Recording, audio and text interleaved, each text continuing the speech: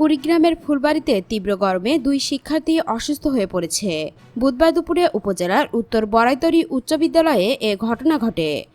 বিদ্যালয়ের প্রধান শিক্ষক নুরুল আমিন জানান, বিদ্যালয়ে অর্ধবার্ষিকী পরীক্ষা চলছিল। পরীক্ষা চলাকালীন নবম শ্রেণীর শিক্ষার্থী হেলেনা আক্তার তীব্র গরমে জ্ঞান হারিয়ে পরীক্ষা কক্ষেই লুটিয়ে পড়েন। পরে আমরা তাকে উদ্ধার করে দ্রুত নাগেশ্বরী উপজেলা স্বাস্থ্য কমপ্লেক্সে ভর্তি করি।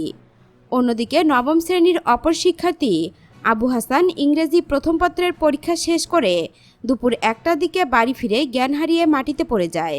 তার পরিবারের লোকজন তাকে দ্রুত নাগেশ্বরী উপজেলার স্বাস্থ্য কমপ্লেক্সে ভর্তি করেন। বর্তমানে তারা দুজনই নাগেশ্বরী উপজেলা স্বাস্থ্য কমপ্লেক্সে চিকিৎসাধীন রয়েছে। নাগেশ্বরী উপজেলা স্বাস্থ্য ও পরিবার পরিকল্পনা কর্মকর্তা ডক্টর আবদুল্লাহ আল মামুন জানান, অসুস্থ অবস্থায় দুই শিক্ষার্থীকে হাসপাতালে নেওয়া হয়। তাদেরকে চিকিৎসা দেওয়া হচ্ছে। বর্তমানে তারা শঙ্কামুক্ত।